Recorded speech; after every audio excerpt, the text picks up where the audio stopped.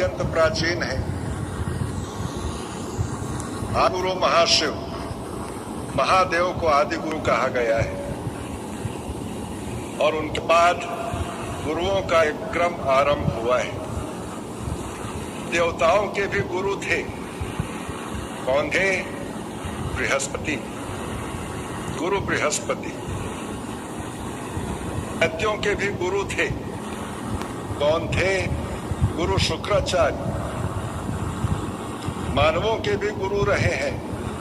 ऋषि परंपरा, संत परंपरा मानवता के लिए गुरु है और ये हमेशा मनुष्य को पूर्णता की ओर जाने का संकेत देते हैं। और जब मनुष्य पूर्णता की ओर जाता है तब उसके जीवन में शुभता आती है, तब उसके जीवन में मंगल होता है। और यह पूर्णता की शिक्षा इन चारों से प्राप्त होती है: सहजता, सकारात्मकता, व्यवस्था और संयम। और गुरु तो हमेशा प्रयत्न करते हैं कि यह शिक्षा हर व्यक्ति प्राप्त करे। लेकिन क्या व्यक्ति इन शिक्षाओं को ग्रहण करता है? क्या व्यक्ति इन शिक्षाओं को आत्मसात कर पाता है? गुरु बृहस्पति ने भी अनेक प्रयास किया देवताओं को सही मार्ग पर चलाने का, ताकि वे गड़बड़ ना करें। लेकिन आप तो पढ़े हैं, इंद्र का व्यवहार कैसा रहा, देवताओं का व्यवहार कैसा रहा, जो स्वर्ग के राजा थे। क्या उन्होंने कभी अपने गुरु बृहस्पति की बात मानी? नहीं। लेकिन फिर भी गुरु उनका साथ नहीं छोड़े। दैत्यों के गुरु थे शुक्राचार्य जी, जो हमेशा उन्हें सतमार्ग पर चलने की राह देते थे। लेकिन क्या दैत्यों ने, दानवों ने, असुरों ने कभी अपने गुरु की बात मानी? नहीं। मनुष्यों के भी गुरु हैं, मानव जाति में भी गुरु होते हैं, लेकिन उनकी बात को सुनता कौन है? कोई मेरे को बतला दे। मैं उनकी बात को सुनता हूँ, मैं उनके बताए गए आचरण के हिसाब से अपने जीवन को चला हूँ, उनके बतलाए शिक्षा के अनुसार मैं जीता हूँ। क्या इस धरती पर ऐसा व्यक्ति है जो हाथ उठा करके कह सके कि मैं अपने गुरु की शिक्षाओं को आत्मसात किया हूँ? हमें नहीं लगता है। तो गुरु तो सबके होते हैं, सब कोई गुरु बनाते हैं। बहुत लोग प्रार्थना करते हैं भगवान से कि भगवान मुझे गुरु दो। समय आने पर गुरु उनको मिलते भी हैं। बहुत लोग भटकते हैं, अंत में गुरु को प्राप्त करते हैं। ये सब होते हैं। लेकिन गुरु की शिक्षा को आत्मसात करने के लिए हमारे जीवन में कौन सी बाधा है? गुरु की शिक्षा को आत्मसात करने के लिए हमारे जीवन में कौन सी बाधा है? केवल कहा कि मेरे में गुरु के प्रति भक्ति है, केवल कहना कि मैं गुरु को समर्पित हूँ। मेरे विचार से भाई बुरा नहीं मानिए, मुझे क्षमा कीजिए, ये बकवास है। चर्चा करें इस बात के लिए, क्योंकि जो बाधा है हम लोगों के बीच, गुरु और मनुष्य के संबंध के बीच, गुरु और शिष्य के संबंध के बीच, वो है जीवन की वासनाएं, जिनको हम लोग ऐष्णा के रूप से जानते हैं। तृष्णाएं हर व्यक्ति के भीतर में कूट कूट करके भरी है। तृष्णा है, दारेष्णा है, वित्तेष्णा है, लोकेष्णा है। और ये ऐष्णाएं हैं वो ही हमें स्वार्थ से जोड़ देती है, क्योंकि ऐष्णाएं ही स्वार्थ का प्रतीक होते हैं। स्वार्थ अपने आप में कोई अलग नहीं है। और आज जब व्यक्ति किसी को गुरु मानता है तो अपने स्वार्थ की पूर्ति हेतु गुरु बनाता है। आज अगर कोई व्यक्ति मंदिर में जाके पूजा करता है, आराधना करता है, तो अपने स्वार्थ और कामना पूर्ति के लिए जाकर के आराधना और पूजा करता है, अपने आप को ईश्वर के प्रति समर्पित करने के लिए नहीं। अपने आप को ईश्वर द्वारा सिखाए गए मार्ग पर चलने के लिए नहीं, बल्कि अपने स्वार्थ, अपनी ऐशना की पूर्ति के लिए वो आराधना करता है, वो गुरु के पास जाता है। और जब उसकी ऐशनाएं पूरी हो जाती हैं तो उस व्यक्ति का ना ईश्वर से संबंध रहता है ना गुरु से संबंध रहता है। गलत बोल रहा हूं क्या? नहीं, देख लो अपने चारों तरफ क्या होता है। और जो गुरु की शिक्षा होती है कि अपने आप को सुधारो, कोई नहीं करता है, बल्कि सब गुरु बनना चाहते हैं। ऐशनाओं के चलते, नाम यश की कामना के लिए।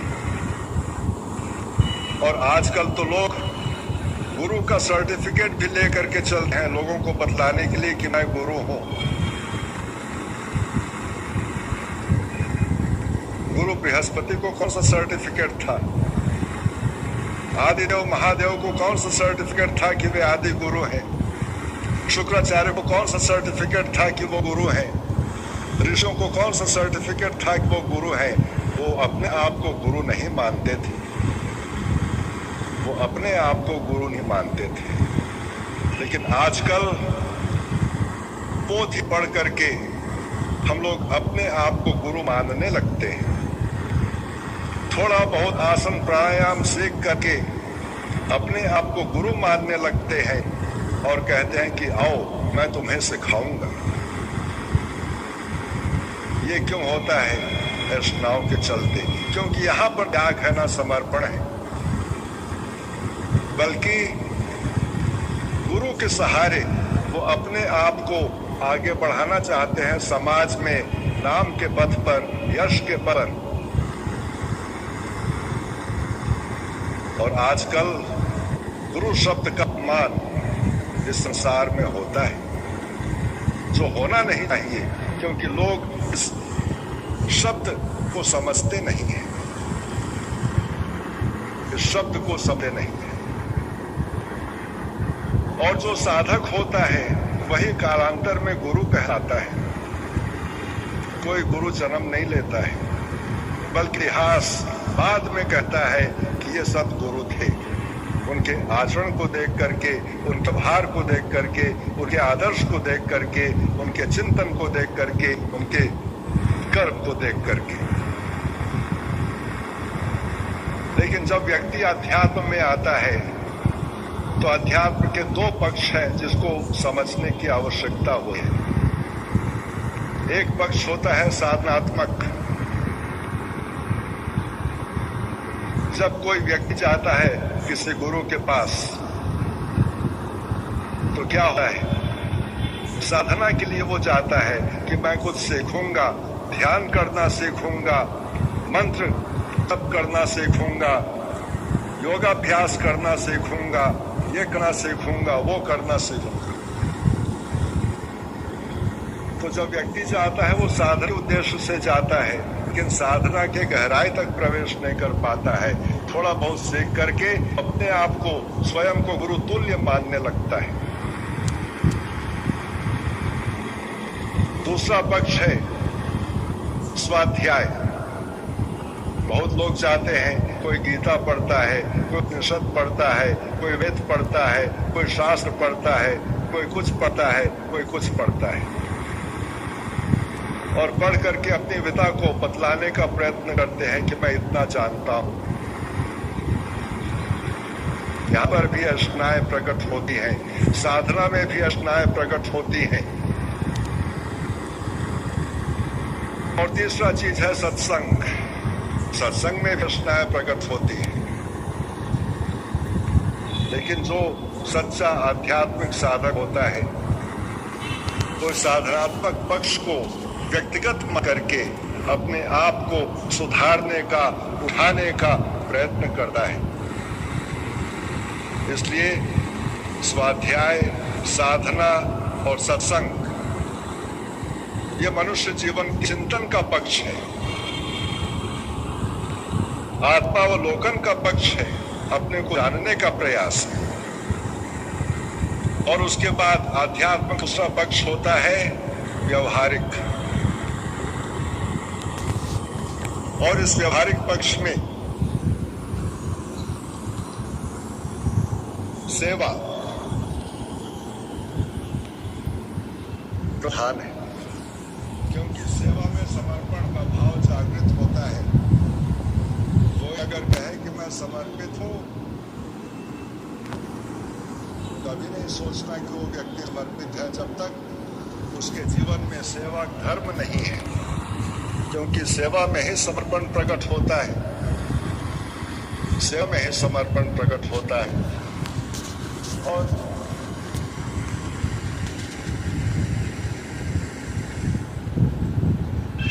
सहजता, ये व्यवहारिक जीवन के अंग होते हैं। सेवा, समर्पण और सहजता, ये व्यवहारिक जीवन के अंग हैं। तो अध्यात्म के दो पक्ष होते हैं। व्यवहारिक पक्ष होता है सेवा, समर्पण और सहजता। स्वामी शिवानंद जी का चरित्र देख लो, उनके व्यवहारिक जीवन में यही चीजें दिखलाई देती हैं। स्वामी सत्यानंद जी के जीवन चरित्र को देख लो, उनके व्यवहारिक जीवन में यही तीन चीज दिखलाई देती है। और उनका जो व्यक्तिगत जीवन रहा, साधनात्मक जीवन रहा, उसमें स्वाध्याय, साधना और सत्संग, ये तीन प्रधान अंग होते हैं। और इसके पश्चात ही जब ये सिद्ध हो जाते हैं, तब मनुष्य के जीवन में पूर्णता का बोध होने लगता है। इसलिए गुरु एक ऐसी शक्ति है जो जागृत है। गुरु तत्व एक ऐसा तत्व है जो जगा हुआ है, उसको जगाने की आवश्यकता नहीं पड़ती। और इसलिए हमारे गुरुदेव कहते थे कि संसार को त्यागना, घर को त्यागना तो बहुत सरल है, लेकिन अपनी अर्चनाओं को त्यागना बहुत कठिन होता है। और जो व्यक्ति अपनी अर्चनाओं को त्याग करके समर्पित होता है, वही वास्तविक शिष्य होता है, दूसरा नहीं। और जो वास्तविक शिष्य होता है, वो दूसरे की चुगली नहीं करता है, वो गुरु की आलोचना नहीं करता है, वो दूसरों की निंदा नहीं करता है, वो संघ को तोड़ने का प्रयास नहीं करता है। इस बात को ध्यान रखना, सत्य बोल रहा हूं। उदाहरण देता हूं, जब हमारे गुरुजी स्वामी सत्यानंद जी को आदेश मिला कि तुम जाकर के योग का प्रचार और प्रसार करो, और केवल उन्हें ही नहीं बल्कि जब स्वामी शरण जी ने अपने सभी शिष्यों को आदेश दिया कि तुम विश्व में जाकर के योग का प्रचार और प्रसार करो, तो वे लोग संस्था से जुड़े किसी भक्त के पास नहीं गए, बल्कि उन्होंने अपना संगठन स्वयं तैयार किया, क्योंकि उनकी कामना थी, उनका संकल्प था कि हमें अपने गुरुकुल को बढ़ाना है। चाहे वो स्वामी सत्यानंद जी हो, चाहे वो स्वामी सच्चिदानंद जी हो, चाहे वो स्वामी वेंकटेश्वरन जी हो, चाहे वो स्वामी सहजानंद जी हो, या कोई भी स्वामी शिवानंद जी के महान शिष्यों में से कोई हो, किसी ने अपने गुरु के संघ को तोड़ने का प्रयास नहीं कि मैं उनके शिष्यों की सहायता से अपना काम करूंगा, तुम मेरे साथ चलो, गुरु जी का ऐसा आदेश है, मैं अपने गुरु के आदेश के हेतु तुम लोगों की सहायता चाहता हूँ, क्योंकि तुम मेरे गुरु के शिष्य हो, उनकी शिक्षाओं को जानते हो, उनके विचारों से सहमत हो, मेरी सलाह करो। नहीं, सभी शिष्य अपने बल पर गुरुकुल को आगे बढ़ाने का प्रयत्न किए। और आज संसार में जो चेला होता है, वो गुरु के कुल को तोड़ने का प्रयास करता है कि तुम मेरे साथ चलो, ऐसा गुरु जी का आदेश है, हम लोग मिल करके काम करेंगे। और आजकल तो फेसबुक और मोबाइल में हर चेला भक्तों का नंबर नोट करके रखता है, नाम पता नोट करके रखता है कि मैं कभी आऊंगा तुम्हारे यहाँ तो तुम्हारे पास रहूंगा।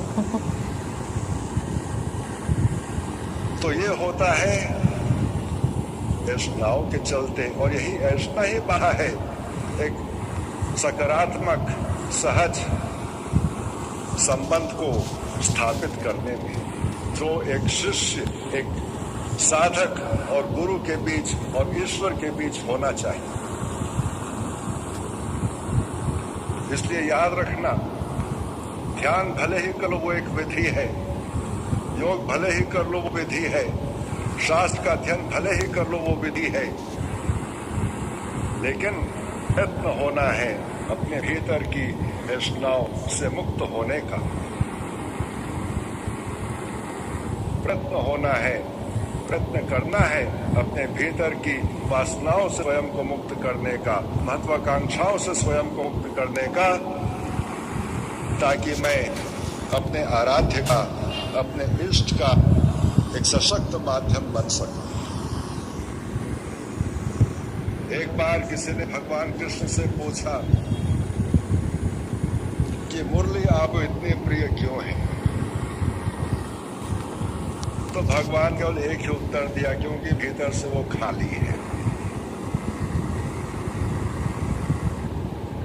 जो चीज भीतर से खाली होती है उससे हम स्वर निकाल देते हैं। क्या ये प्रश्न हम अपने से पूछें कि क्या हम भीतर से खाली हैं या अपनी कामनाओं से, वासनाओं से व्यथित हैं और चाहते हैं कि गुरु जी जादू का डंडा घुमा करके हमारा काम पूरा कर दे। अगर हमारा काम हो जाता है तो हम गुरु जी को धन्यवाद देते हैं, और हमारा काम नहीं होता तो हम गुरु जी के साथ सभी की आलोचना करने लगते हैं। इसलिए याद रखना कि एक साधक को अपने को संभालने का प्रयत्न करना है, उपलब्धि के लिए नहीं। अगर अपने को संभालोगे तो उपलब्धि स्वयं है, लेकिन अगर अपने आप को नहीं संभाल सके और उपलब्धि की कामना करते हो तो वहां पर फिसलो। और यही शिक्षा हमने अपने गुरुओं से प्राप्त की है, परंपरा से प्राप्त की है, इतिहास से प्राप्त की है, और इतिहास परंपरा इसकी साक्षी है, गवाह है। केवल समझ हो चाहिए, एक सकारात्मक सोच होनी चाहिए, और इस लक्ष्मी नारायण महायज्ञ में इस चिंतन के साथ कि हम अपने भीतर की वासनाओं से अपने आप को मुक्त करने का प्रयास करेंगे, सहजता, सकारात्मकता, संयम और व्यवस्था को प्राप्त करेंगे।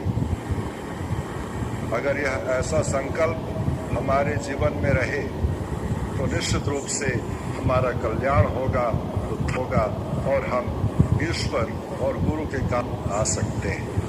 हरि ओम तत्सत।